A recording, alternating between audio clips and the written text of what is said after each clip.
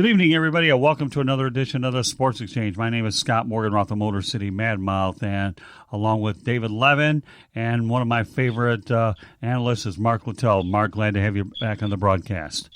No, it's great to be here. Thank you. All right. Well, Mark, how you been doing these days? You staying safe up in North Dakota with the COVID-19? Oh, is this anything like nothing you've ever seen before? Is it, Mark?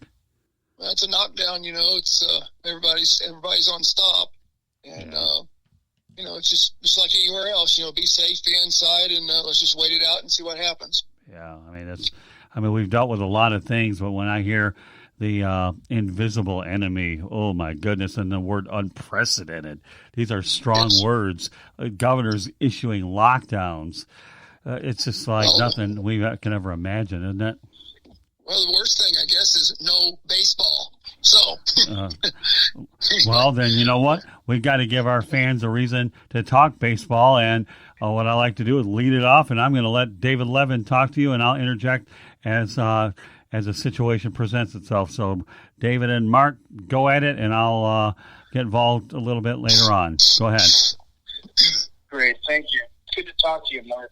I hope things are well where you are. I wanted to talk a little bit about the state of the game right this moment. I know that I've been doing a lot of reading and talking to people that they are talking about when baseball finally is able to resume, and after we go back to training camp and players get adjusted and teams get ready, they're talking about possibly playing in parks that they're not going to allow the fans in. What's your take on that? Are you in favor of being able to? I know obviously playing the game is important, but what do you think about doing that? Well, I think they're going to have to adjust accordingly, which is the thing that everybody else has been saying in, the state and federal government. I think just adjust accordingly. You're going to have to creep back into it. I could see where you might have a 2-week spring training actually, versus the longer spring training, because these guys are ready and they're going to be in shape. They're going to be working out. They've been throwing. All they got to do is come back together. They've already had a trial run. They already know, who's basically going to make this club unless there's other issues.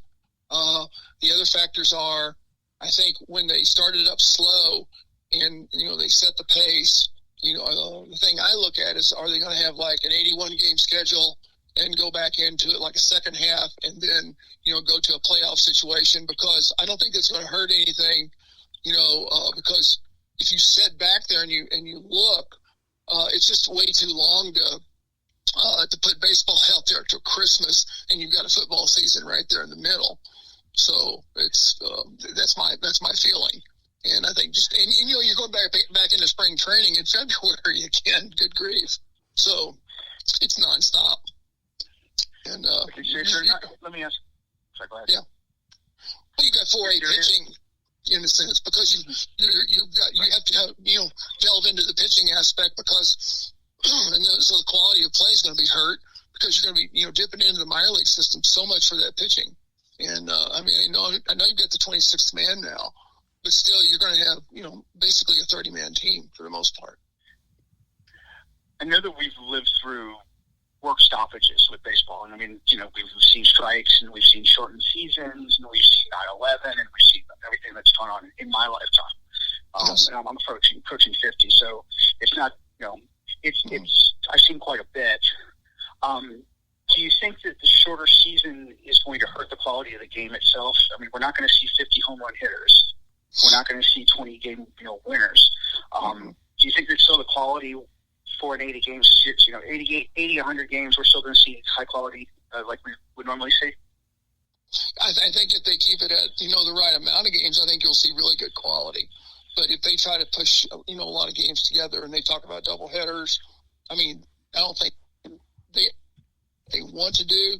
It depends on what date they're coming back, and that's to be determined.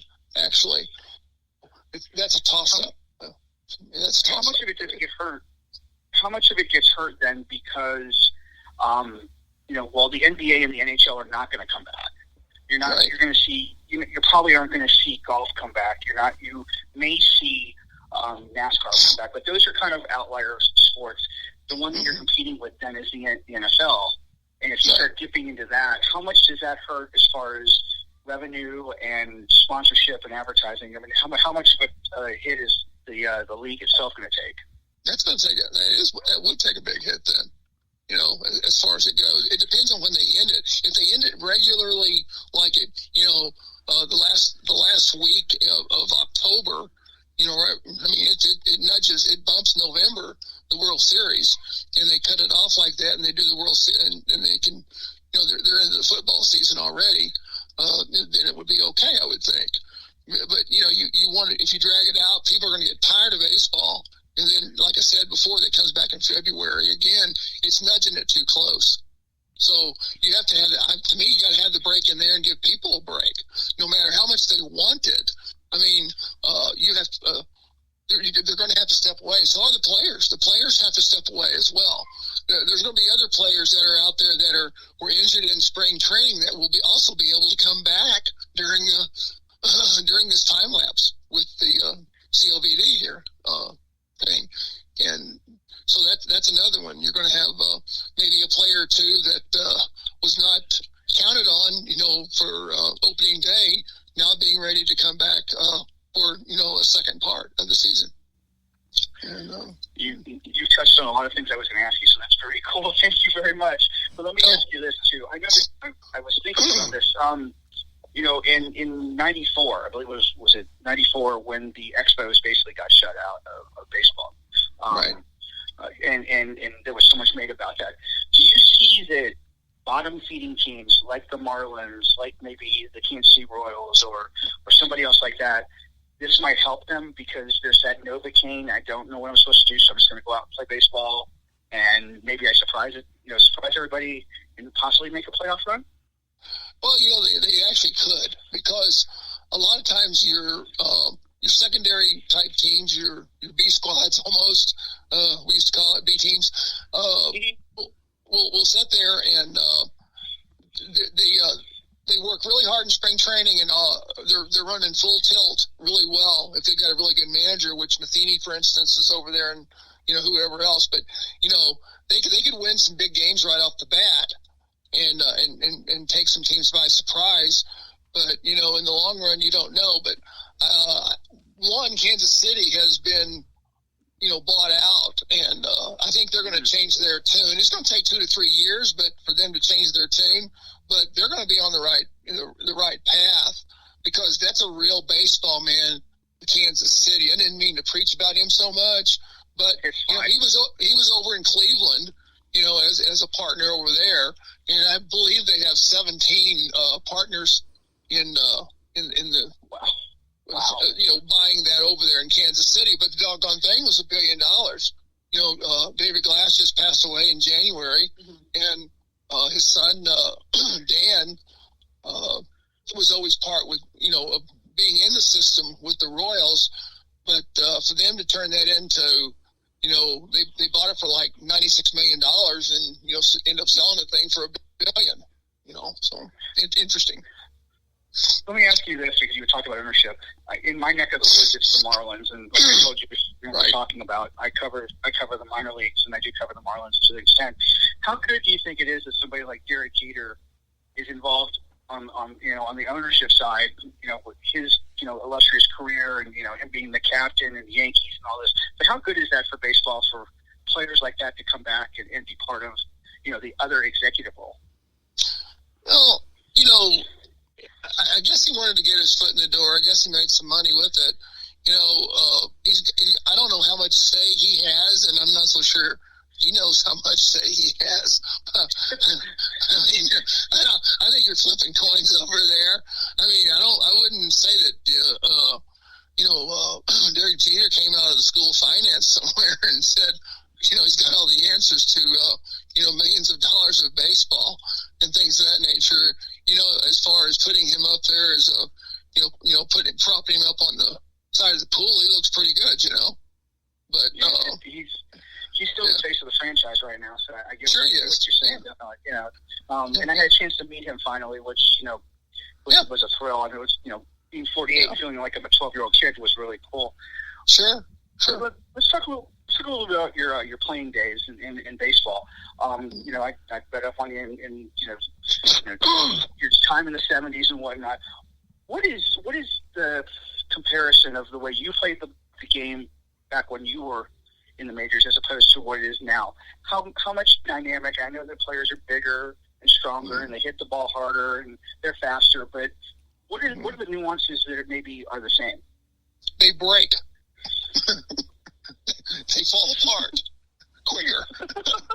So they break. So it's pretty simple. They might be bigger, stronger, faster maybe, but they also break quickly and they don't return very quickly. So, and we took the ball because it was a different time zone. So, because you just took the ball. You didn't say, I have a fingernail off here. Can I go on the two-way, DL? I'm sorry, IL now. I'm sorry. But anyway, so, but that's the thing, and, there's some really good players out there, but, like, you look at pitching, for instance, right now, there's still some really good pitching out there, but there's also a lot of throwers out there. You see a lot of guys, basing everything on velo, velocity, and, velocity, you can throw 100 miles an hour, but they can knock the living crap out of it just as well. I mean, if it's straight in, it goes straight out very fast. So, right. One of the pitchers we have down here in Miami was Sandy Alcantara, who was in the Cardinals organization and came over in the Marcell Ozuna trade. He was 97, 98 miles an hour, and it's fast and it's strong, and people look at it and go, "Wow!" But he had to work on his control, and he was, if you don't have, you can have velocity in the world, if you don't have any control and you have no rhythm, it gets knocked out of the park so easily. He's going to be a surprise this year, I think. Do you still follow the teams that you play for consistently as you watch the game? A little bit, sometimes, I watch it a little bit. I do, but I watched the Cardinals. They have a pretty good pitching staff right now, and they have always had a little bit of depth down at in the minor league system as well. And then I think the Royals maybe could surprise some people because they do have some young pitchers, and it depends how they want to do that, but. Sometimes you can bring those young pitchers up too quickly, but also on the other hand, they might surprise you. I was kind of like one of those guys too, that did that. I mean, that was a long, long time ago. But on occasion, you'll have these pitchers who it's a lot younger game too. They're getting to the big leagues a lot faster and several at a time, not just in little bitty short spurts. So, right. Yeah. So, do you follow the minor league game as much now because it's so much more important to the development? I know that, like you said, they get to the majors quicker, and usually if you're in Double A and you're ready to go, then they make the jump. Those things. How close do you follow that? Well, I don't really follow it as close as I used to, but I do know. To me, Double A is the jump on, jump off type thing. Right. And or high A ball, really, in a sense, is jump on, jump off. You make it to Double A, you've got a real good shot. Especially if you're young and up and coming, and you've got the talent. You can jump right into the big leagues pretty quick, and totally miss Triple A. But it's you sit there and you look at Double A systems; those are very important. The rookie ball to me and the Double A systems are very important, because you can see your new guys coming in. So, as a player, and we had a conversation last night with Mel Farr. We talked football, and I'll ask you the same question. Mm-hmm. From the time you started playing baseball, I know when you got to the minors and you moved through the majors and whatnot, you made contacts and you have relationships with people and whatnot. Who have you kept in contact with after the game that you talk to on a really regular basis? Well, some of the guys that I played with, for instance, like Alf, I was just talking to Al Fitzmaurice this morning, or Jim Wolford, who I had played with, and then I think we just kind of bump into each other. The luxury I have is that I ended up coaching for 18 years, professionally. Right.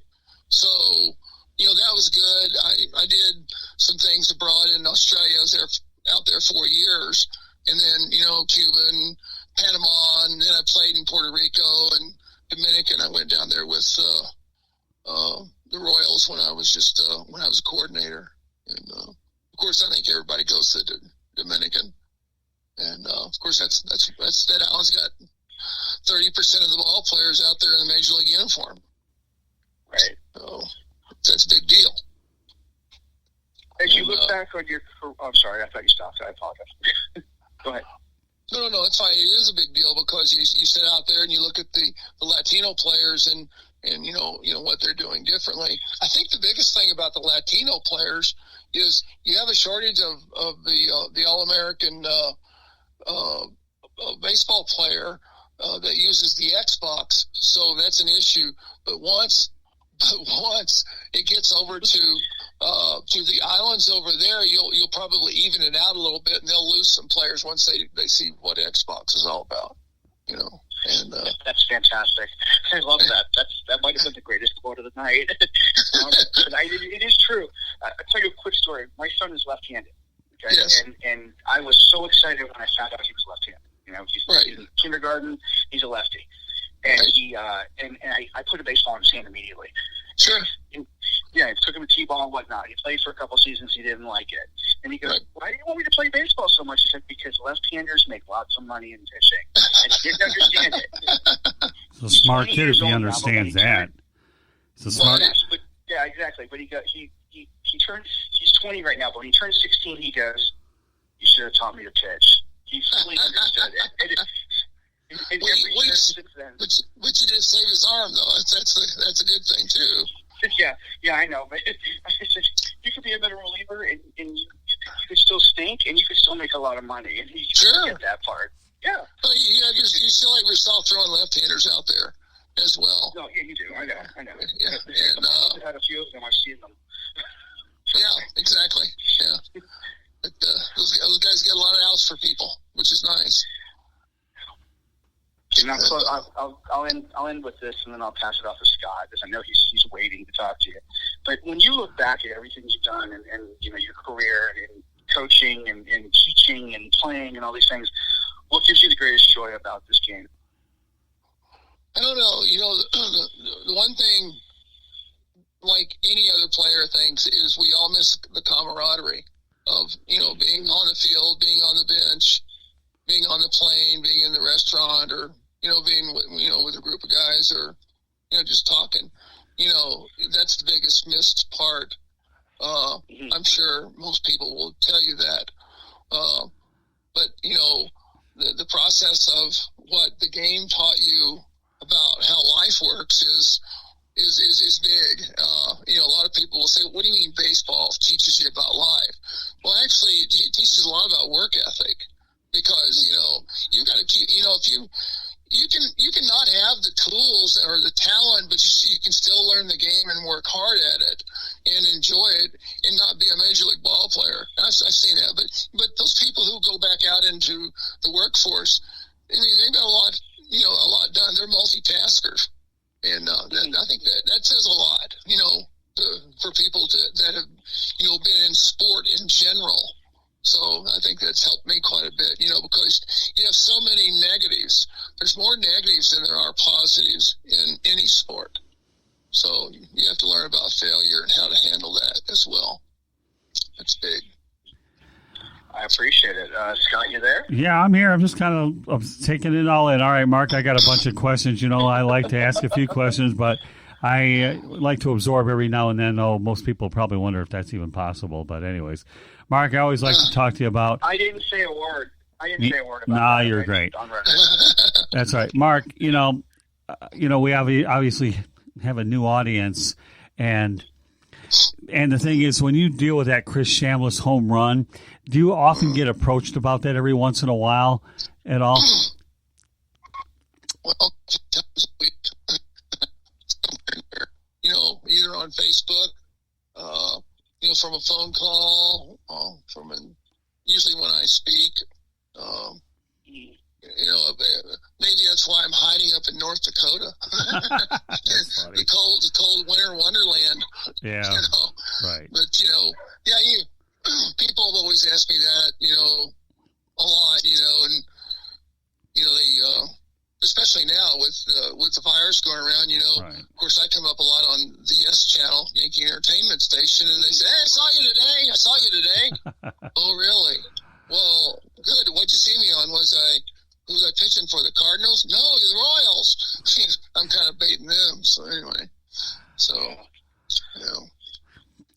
anyway, that's where it was. That's the whole thing I've had to do is try to put up with that because I had a great season. It's probably my best season, and I ended up getting pitcher of the year. But you give up one home run, it's furthest thing from mine. The ball goes out about 2 feet, maybe. And then they tear the stadium up. And then, I'm not so sure the Royals actually knew how I was going to bounce back. Right. But I was 23 years old at the time. And, so I went up to the big leagues when I was 20. So, I wasn't afraid of things. And even though I grew up out on a farm in the country and was isolated, how's this, country boy going to handle this? And, well, the Yankees came in on our home opener of all things. They were on our home opener in Kansas City. We were in Detroit. We went back to Kansas City, opened it up. First game, and I got into the game for 4 innings and no hit the Yankees for 4 innings, and we ended up winning 4-3 or something like that. Right. In the 13th inning. So anyway. So much for closing. Yeah, right. Well, I tell you what, it takes 4 innings as a closer. I'll tell you, it takes a heck of a pitcher to be a closer because you have to come back the next night and bounce back quick. So anybody that takes on the role and does it well, they earn a lot of respect from my standpoint, Mark. They do. Well, closing's tough, because it's not the mental thing with me. It's more physical because I did something, and I guess there's a few of us that did it, but I did not know this until you understand this when you're out of the game. Right. Was when I got in 3 years at 100+ innings. Well, everybody says, well, that's not many, 100+ innings, but you're up 60 times. Right. And over 60 times. Right. So you got over 60 times, 60 or over, with 100+ innings 3 years in a row. That's a lot of pills thrown into the plate. Right. So, it takes wear and tear, and that's not counting being dry humped when you don't get in. So, so there you go. Interesting. Well, all right, let me bring up an interesting point, about Derek Jeter. Just so you know, if anybody wants to know about what happened today, Tom Brady went ahead and rented his house out in Tampa. So I think he's got a little extra income coming in from what took place out in the Tampa Bay area. So $29.95. Yeah, that's it. So, hey, I actually drove by that place. A friend of mine took me by there. That's a great place. Never got past. I saw it from the outside with the gate, but TB12 is paying DG, a couple bucks, tourist pocket. But, I wouldn't want to get into the description of that place, but it's safe to say that he's got a lot of bedrooms and a nice view of Tampa Bay.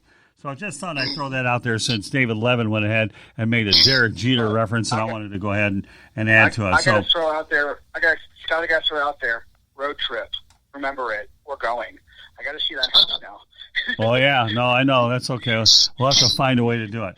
All right, a few other things I want to get to, Mark, okay? And that's this. We talk about teams where they're going to stay. It looks like the New York Yankees could be homeless, So what cities would you anticipate, where most of these games would be playing? I think they're talking like a handful of cities or whatever. I know Dome Stadium. So would you be able to venture a guess or a prediction at all, Mark, about where some of these games would be played? I don't know. I have never thought about that, but obviously a domed stadium, Atlanta for sure. You've got the ones in the South, even maybe Texas. They've got a new stadium, if I'm thinking right. Right, correct. But, all the obvious ones in the South and the domed. But you got to also include the West. Mm-hmm. So you've got to have central ground. out there, of course, with the Dodgers, you're going to have Dodger Stadium in that mix because that's just the way the Dodgers deal. Right. So, that's the way they are. I worked for them. So, they, Dodger blue bleeds pretty deep, until they come into the Cardinal red territory. Anyway. Well, we can't forget Milwaukee because they quietly built themselves a place where you can convert it either way. And, how many times have teams played games over in Milwaukee at the last minute? Plus, it's in the Midwest. I think Milwaukee would be a place I would think that would get strong consideration over at Miller Park. Well, it'd be kind of a no-brainer because, in Milwaukee, you have to have somewhere up north where Cincinnati and Chicago and some of the teams can go. St. Louis and Kansas City might be out in the cold, as far as that goes, because they're so far and in between right there. They're in the middle. Right. And it's basically a cold state. Right. It can be. So. Yeah, I mean, I think about Milwaukee. You can certainly house the two Chicago teams. You have St. Louis, Detroit's about 4.5 hour drive. So those are just some things I want to throw out there. I meant to say for the rain more than anything. So sorry about that. No, that's okay, Mark. You're okay. So, all right, you talked about the Royals. Mike Matheny's the new skipper over there. He had a pretty decent run over with St. Louis. How do you think Mike Matheny's going to do in Kansas City, Mark? I think he's going to do really very, very well. I had Mike for a year. Did you? As a player in high A ball in Stockton, and we ended up winning the league. And Mike was always, he's one of the big guys behind the plate. He probably caught 65-70% of the games back there, which is a lot. But he did well. He's a great guy, and he's a smart guy. He's intelligent. He's just a very personable guy.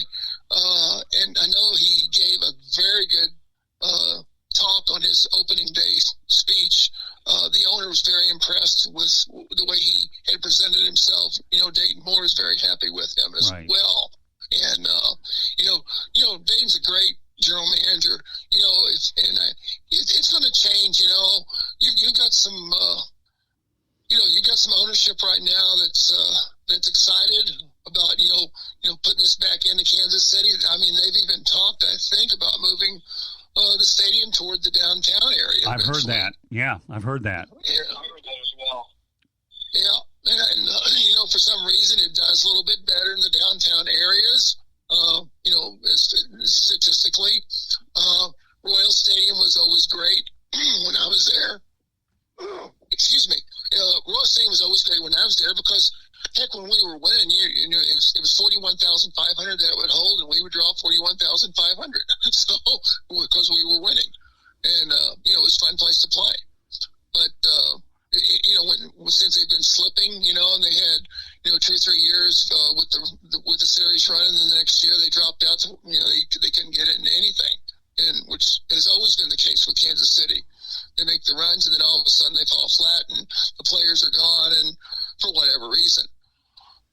But now that you got new ownership, I think, and they all are in the baseball mood and the mode. It would be on the upward movement in that city. Okay, it's a big deal. You and David talked about left-handed pitchers. I'm going to throw a couple names at you. And I actually had a chance to work with one, Mark, many years ago in Fort Lauderdale. Ray Fontenot wasn't considered a great pitcher, but being able to pitch left-handed earned him a trip to the big leagues, and he stayed in there for a while. And I got to tell you, one of my all-time favorites was Mickey Lolich. This is a two. Sure. So you touched on it. Now I want to go into more detail. Do you think that being a left-handed pitcher accelerates your path to the big leagues much faster? No brainer. Yeah. It's like a left-handed hitter. Left-handed hitters, are sought after. Well, good ones, especially. And especially with power, left-handed hitters. But if you got left-handed pitching, and especially somebody that can come in and get left-handed hitting out, because not all left-handers can throw well to left-handed hitters. Right. Sometimes that's pretty hard for them. So, yeah. So another question about Mickey Lolich. Do you think that Mickey Lolich belongs in the Baseball Hall of Fame? Yes, because he's one of the guys that threw 300 plus innings one year, right. A couple of years maybe. Oh yeah. I mean, good grief, and he was deadly. I mean, good grief, he was deadly. There's no doubt about it. But he was a big workhorse, and he was a real pitcher. And he obviously took the ball.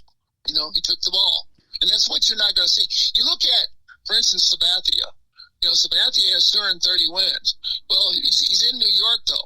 But here's the deal. 230 wins is not going to cut it for a Hall of Famer, if you ask me. Right. It's not, of course, New York says, oh, he's a great Hall of Famer. Of course, all New Yorkers think every player should be in the Hall of Fame out of New York. And that's the truth. Right. It's funny. It's just hilarious, actually, because I get on Facebook and I say, are you kidding me? I don't even get in arguments. I just say, block, bye.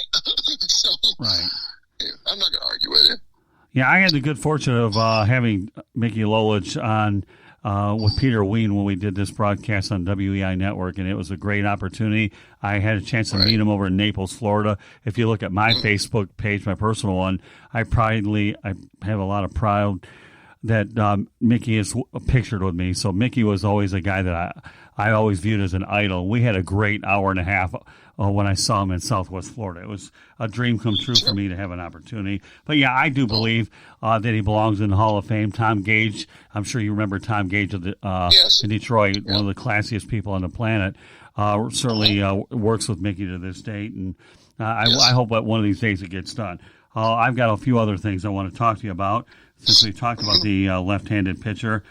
Okay, when you look at the Houston Astros, and this came out today, former Houston Astros manager A.J. Hinch and GM Jeff Luna will be credited with serving their one-season suspensions for their parts in the club's sign-stealing scandal if the 2020 campaign is canceled due to COVID-19, and they're tied to the end of the 2020 season. A lot of people are going to think, boy, they got off scot-free.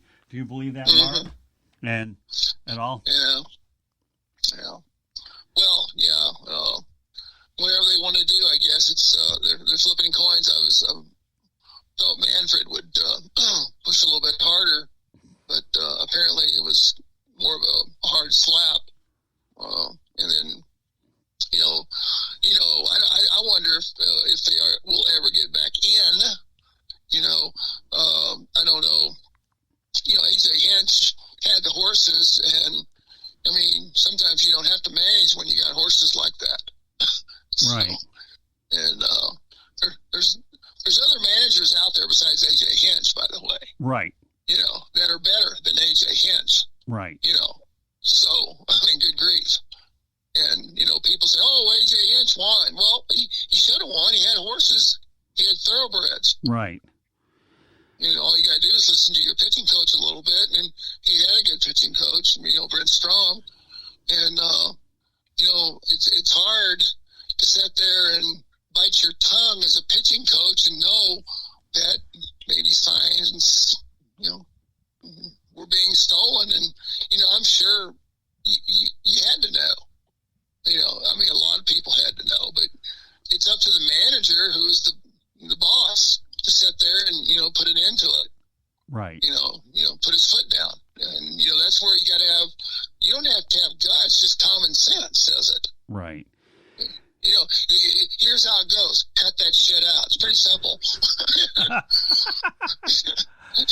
Make sure you get that on tape, okay? Oh, yeah. That's all right. Well, all right. So Mark, I've always had that is pretty. That's unreal. That's unreal. Thankfully, this is not an FCC related program where I'd be dealing with stiff fines, but that's okay. It's all beautiful here. So I have a question. I've often wondered, though, Mark, Bob Brenly led the Arizona Diamondbacks to a world championship. Why did he never get an opportunity to manage another team? Because I think he did a great job. I really do. Who was this? Bob Brenly. Oh, yeah. I don't know. Maybe he liked it up in the booth better. Yeah, I don't know. He must have PO'd somebody. But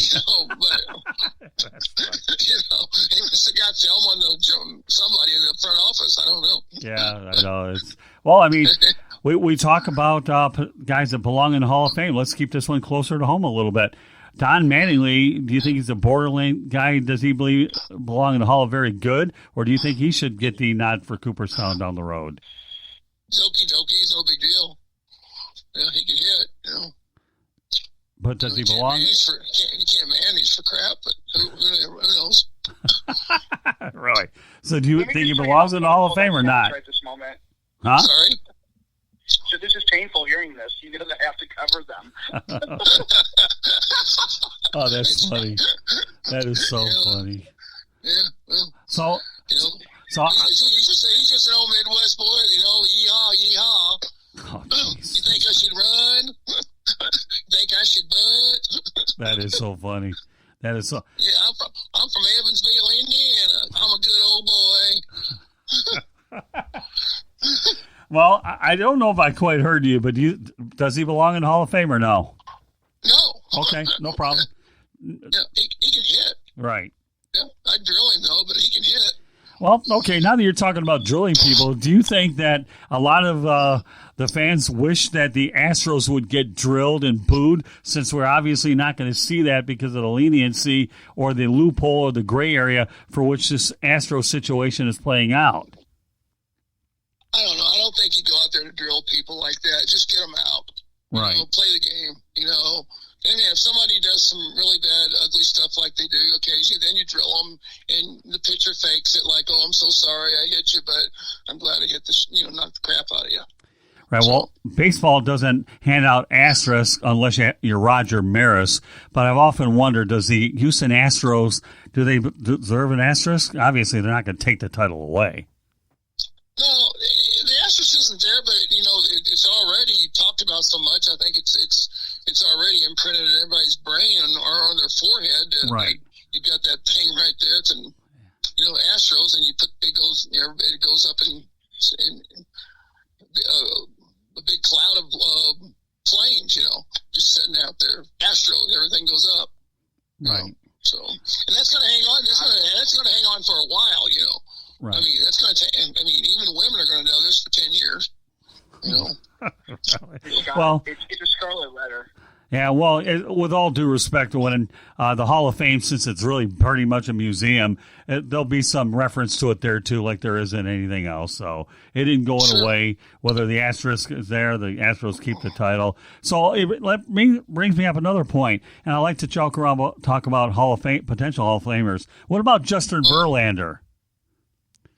Oh, I can't. How many wins does he got right now? I don't know. I got to believe like 220, 230. I don't know. He's in the 200s, I can tell you right now. Right. David will find out. Yeah, Justin Verlander had a pretty good career with the Tigers until he was traded to the Astros. So I still think the thing about it is that, 220, if you look at the history, you got to follow the history of that game right there. Right.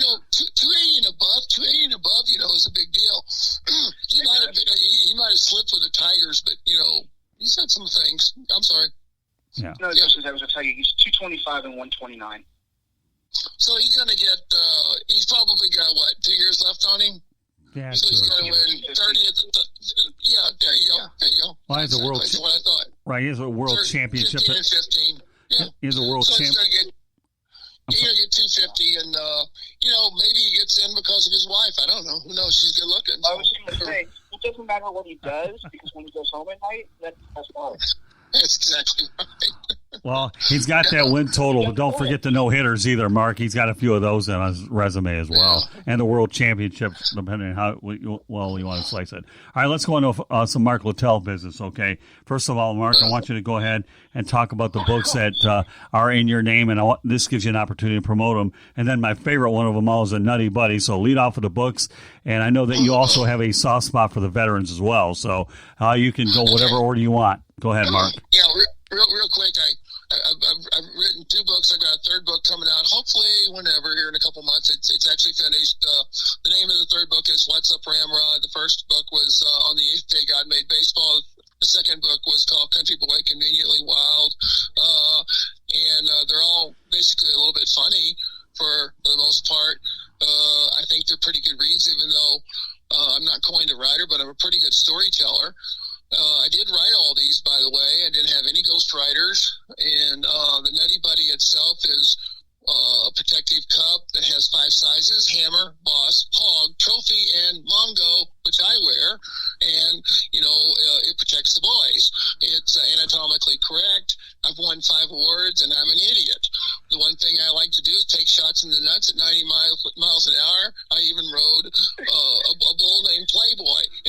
Playboy. I was called a 2-bump chump. I went up, down, there's the bump, and now I'm a chump, and it broke my pubic bone. So Playboy got the best of me. And all these are on film. You can go to YouTube, Nutty Buddy videos, and see me get whacked. And then on the other side of the coin, I do things for the Wake Foundation with veterans, and I go in and meet the veterans, talk to the veterans in the hospitals, in the homes, veteran homes, and I enjoy it. And they have some great stories, and I love to listen to them. There you go. So, how can people contact you? Is there any way they can reach you? Telephone. There you go. So, yeah. Well, you can go to Amazon and see all my books on there, and you can go to nuttybuddy.com, or you can go to marklittell.com, and it pulls up the 2 books that are up there right now, or Amazon. And then that third one's got 77,500 words in it, and it's bigger than both the other 2. Close to it anyway, but there's a lot of words, a lot of writing. I just kept on, I seemed like a little bitty monk at night, right there, with no little circle around my head, but I kept after it. So Mark, do you like to do a lot of public speaking? Yeah, I do. I like to get out there and holler at a few people and then have some fun. Yeah, I like to do that. Razzle. It depends on which group I'm at. I adjust. What do you want, entertainment or content, or you want to mix? Right. Oh, that's good. More power to you. David, go ahead. You have a few questions? No, I'm just saying, Mark, this video is amazing. I looked you up. This video of you with the Nutty Buddy is amazing. Yeah. I bow to your superiority. Yeah. I'll have to look. And you see, I stood behind my product, literally, So you really do. Oh my gosh. Yeah. I've been on Fox Sports Science, Fox and Friends Morning Show, Times Square, Tom Green. I've been to the military stuff, and it's pretty neat. And I got it right anatomically, so I'm one of those savants, I guess, or whatever you call them. So did I hear you correctly? You said you're moving from North Dakota to St. Louis permanently? Yeah, after we get through this virus thing. Right. Okay. That's what I thought. I don't want to go down there dodging it, So. No, I understand. Yep. But, no, it's all good stuff, and, St. Louis is obviously a baseball town. Right. You go to a game in Busch Stadium, they average over 42,000 a game. LA averages over 46, maybe 47,000 a game, but you've got quite a difference in population. So that's pretty darn good, I would say, with St. Louis, pulling in 42,000 a game. It's pretty neat. You see a lot of red there, a lot of red. I've got to tell you something, Mark and David. Here in the studio, I have Mickey Lolich hugging Bill Freehand in the original Busch Stadium. So, it's pretty neat. Oh, yeah, it's really something that I take a lot of pride in. So, but meanwhile, Mark, I want to thank you very much for being on the broadcast tonight. And, we wish you nothing but the safest outcome out there for you. We appreciate you being our baseball analyst and interacting with people, and I always welcome bringing you on there. So, meanwhile, David, I guess I had to take off, but it's been a pleasure having you back on the broadcast, and I look forward to doing this pretty soon. Okay, Mark? Yeah, enjoyed the visit, David. Sure did. All right, thank you very much. Have a good night, Mark. Appreciate it. Yep.